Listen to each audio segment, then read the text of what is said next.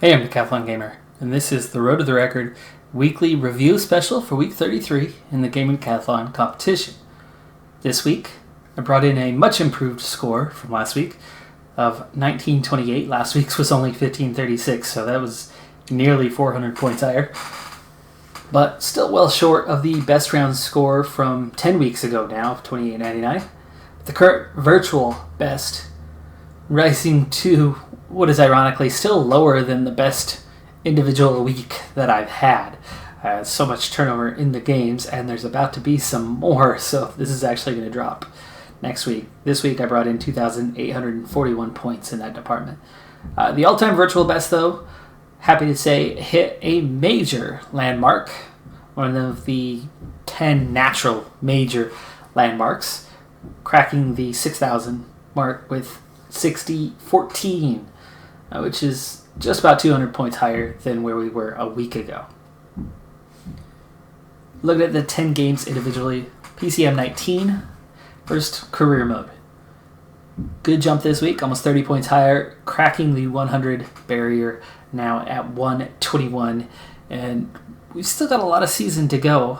We're, I'd say, just about halfway through our opening season. We're also in the busiest part of the year. Schedule is getting absolutely crazy right now, to the point where I can't even field a full race team for most of the races in order to avoid fatigue. So instead of sending 7 riders race after race after race, I'm sending like 5 or 6 to a lot of the non-objective races right now, just in order to kind of navigate this busy period. It's going to slow this season, this playthrough, down quite a bit, though, as I have such a loaded schedule. In the Pro Cyclist mode, first the Stage Racer, I flew through Season 1 and didn't score much. I had 13 victories on the year, but 10 of those were youth races. And because of a bug, I get 0 points for that. None. Not a single point for that. So my entire season total, which did contain 3 small continental victories, was 29 points. That's it. A whole year gone. Second year, first race, victory. Higher prestige than the previous wins. Immediately, 26 points. So new season, first race, and I'm just 3 points shy of where I was the entire year previous.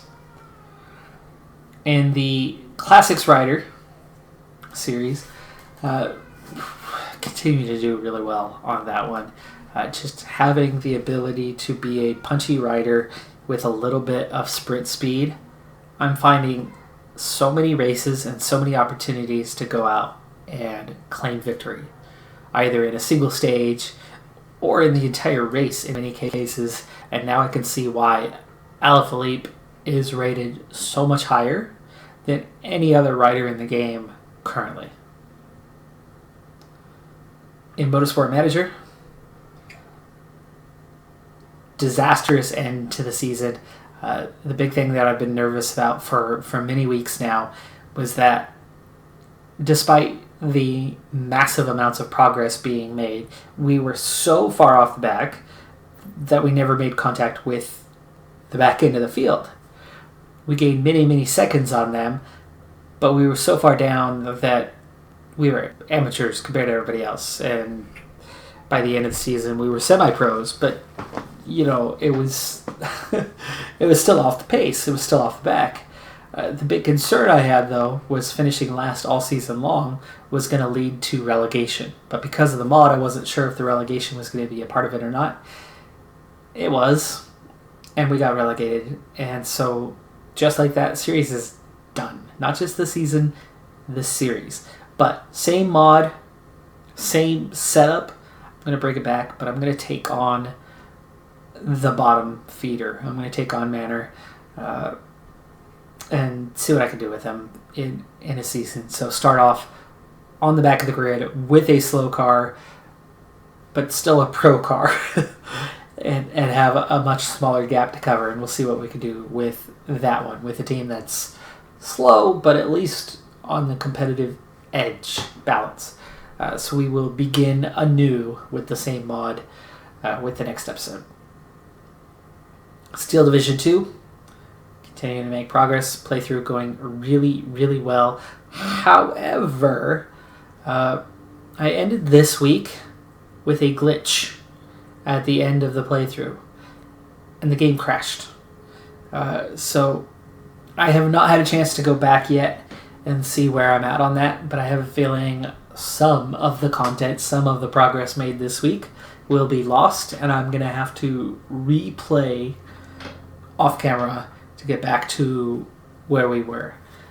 And that's unfortunate. But where we were, and hopefully where we will be back at, is in a nice place where we are making rapid progress across the north, and we're even looking at the possibility of taking the south end from the rear due to the progress in the north. So not just claiming the north, but claiming the south as well.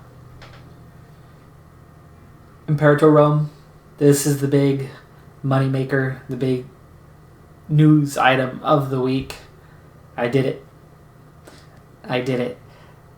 Goal accomplished. Target achieved. The Let's Play was called Let's Become Gaul. And if you don't know your history, Gaul is the precursor to France. So the historic version, same relative territory of modern-day France. We started as La Mavicia, small nation, migratory tribe. We started to grow, we started to expand, we became a settled tribe. We continued to grow and expand, but then we really started to lag behind everybody else in technology because we were that migratory tribe, and the other migratory tribes were all being swallowed whole by the larger nations. And we could have suffered that same fate, but we had a larger army than everybody else around us, and so it compensated for the lack of military tech comparatively. But we reached a point where their advantage was becoming so grand. So we took all of our efforts and focused on promoting the people within our nation to become citizens. And it slowly started to see the tables turn and the research speed increase. And then once we got rolling, we started to take off. We really started to take off. But what really flipped this playthrough on its head and made it successful was when we went from a settled tribe to a republic. We picked up democracy. So we fully modernized compared to the migratory tribe that we were starting at. We were already quite large at that point as a nation. The impact was instant. The tech through the roof. We caught up and really started to surpass many nations, but the big key was we caught up in a short period of time. And we already had a larger nation than most everyone around us, and then our economy got really large, and so we were able to gain more manpower, which had become a problem for us. So we really boosted the manpower and then set up a bunch of fortresses, and we finally started to have a clear and obvious advantage over our neighbors once again. And we quickly started taking advantage of that, and then we just started swallowing up all the cities we needed to complete the original target, which is to become Gaul. Well, this week we did it. We got the final city we needed, final cities we needed in the 2 episodes this week. The war wasn't a big success, the final war, but it was the toughest war we had ever had, and we were winning. And we could have done a lot more if we had taken the time to do so. But all we needed was one city. We didn't need anything else from them. And knowing that the target was to become Gaul, just stuck to that. As soon as we had enough to get that war goal, we took it. With that city acquired, we became goal, and we picked up a bunch of bonuses right away. I played out a few months after becoming goal, but I ended the game early. We achieved our target, and we were in first place by far. Now, the reason why I ended the playthrough early, twofold. One, the goal was achieved, and I didn't have a next goal set. And the only goal that I would have had left really was to get the 1,000 score for the sake of the channel, and that would have been cool. But we were playing on version 1.03. They are in beta phase for version 1.2 right now, with major changes in 1.1 and even larger changes in 1.2. The game had far surpassed that point. And my viewership was down a little bit by this point because so many people set the game aside because of the 1.0 and through 1.03. Game largely broken. A lot of flaws, a lot of depth missing from the game, and it's a grand strategy game that wasn't as grand in the strategy as it needed to be, especially for a company like Paradox Development Studio that has such a reputation of their grand strategies, and it let a lot of fans down. Now, I saw what people were talking about, and to an extent I agree with them, but only to an extent. I'm largely pleased with the game. I'm happier than I was when it was first announced. I, like so many others, couldn't wait for Victoria 3 to come out, and I'm still eagerly awaiting an announcement that says Vicky 3 is on the way. And when, of all people, Johan was the one who came out announcing Imperator Rome, at first I was disappointed. The more I saw of it, the more I got excited by it. And then I played it, and I went through the roller coaster, the up-down of, I love it, it's okay, it could be better, to ultimately I settled on, it's somewhere between okay and good. Now that I've finished the playthrough and early, and that's why I ultimately finished early, is the game has moved on and evolved, and it didn't deserve to get a 1,000-point score on the 1.03 version. If I'm going to come back and play that series again and start a new nation and a new target, I want it to at least be on version 1.2, where the wholesale changes to the game are already complete and hopefully updated. So it's not going to happen anytime soon. I'm not going to start right away, as it's very much still in beta and goes through changes that stop playthroughs at this point, so it's not a stable version yet. Eventually, I'd like to come back to it, and I really hope that it becomes the game that it could be. So, I had 40 years. I could have hit 1,000 points, but I stopped short and just said, hey, we were the #1 nation in the world, and we completed our goal. We became Gaul. We won, but we won with a score of 715, not 1,000, though it could have been. Okay, the last four real quick here. College basketball, 520, tournament time, good year, but we're not there yet.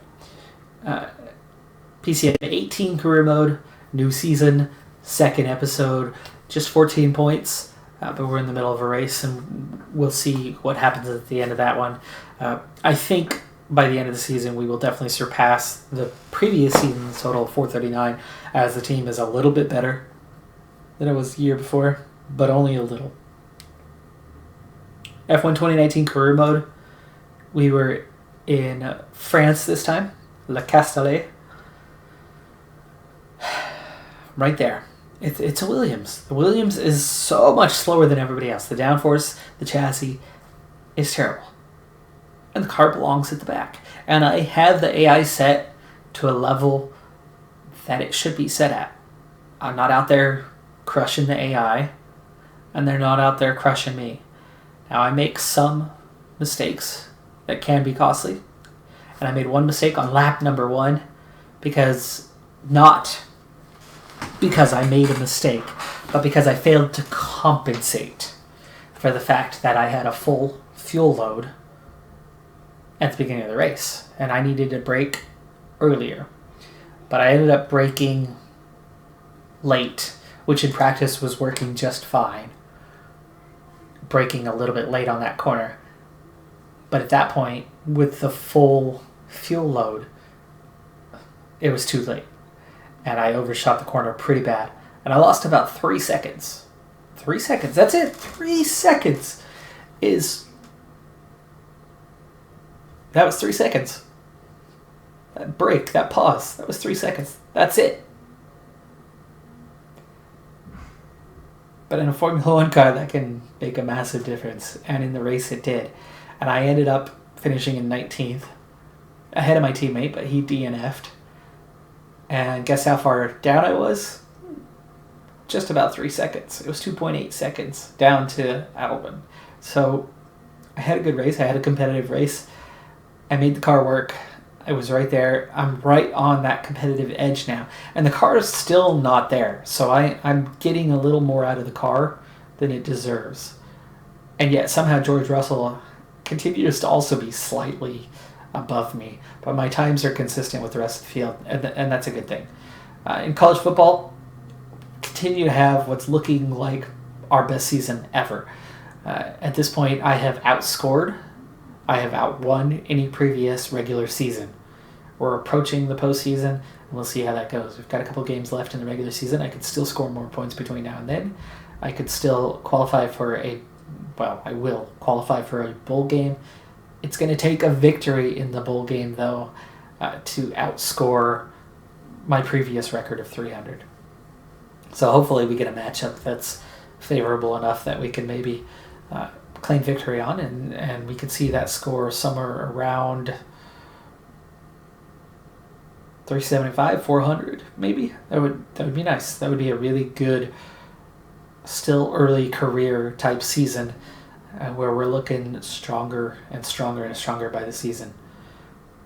Now, all-time virtual best. Flip over to that topic. Big jump by Imperator Rome. It's done now. I stopped early of what I could have. Like I said, there was still 30, 40 years before the cutoff.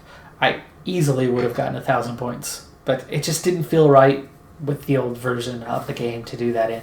I think it's got to be in a post 1.2 Cicero update version.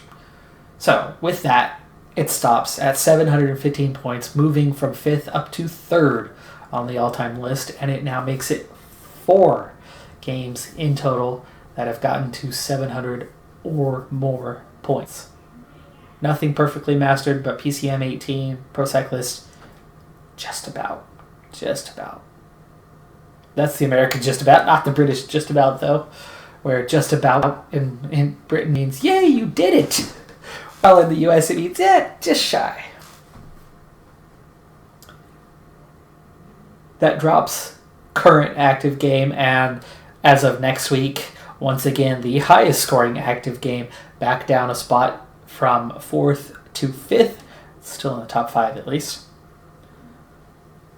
And the only other active game is the PCM 18 career mode, which isn't going to go on forever. I mentioned this a week ago, but I'm looking at replacing that at the end of the season, not now, but at the end of the season with PCM 19 career mode using the Women's Tour mod. I think I'd like to do that. Pretty excited by it. Haven't received any comments one way or another. I think usually people aren't watching these videos all the way through, or at least as far as I can tell. There might be a couple. But if you're hearing this, if you'd like to comment, I'd love to read your comments below and see how the audience feels about that. I think it's about time that I maybe bring that up within my other series and see what people think on that topic, because popularity for the women's tour is growing all the time. 2 years ago was the first time I ever even saw a women's race televised, and that was only the World Championships. Last year I saw the World Championships plus a couple other races televised, like the women's version of the Tour de France at the Champs-Élysées. just that final stage. This year, I've already seen 4 or 5 races, and the World Championships are still coming. And therefore, I should be able to see that as well. And so, loving the growth of the sport, the recognition of the sport, and I'd love to contribute to that. But I am trying to grow a channel here. And if I'm going to have 0 viewers, I'm going to have 0 viewers. So I'll see what I can do. And maybe this is a way to bring more women to the channel, as less than 1% of my audience right now is female. I think maybe doing that could be a boost. We'll see. I just don't know how well that would market. The outside looking in, those 3 games, no change in the order. F1 2019 picked up 4 points with a new part, but of course I was still at the back of the grid, so no points earned in the race itself. But that all-time virtual best did break 6,000, so I'm excited by that. And we're going to see a big shuffle on that right side, as Imperator Rome next week will no longer be an active game. So we're going to see... Well, actually, no. It's not going to be a big shuffle. We'll just have 2 games active in the top 10. That'll be it. Anyway, that does it for this review special. Thanks for tuning in. I'm Decathlon Gamer. See you next week. Bye for now.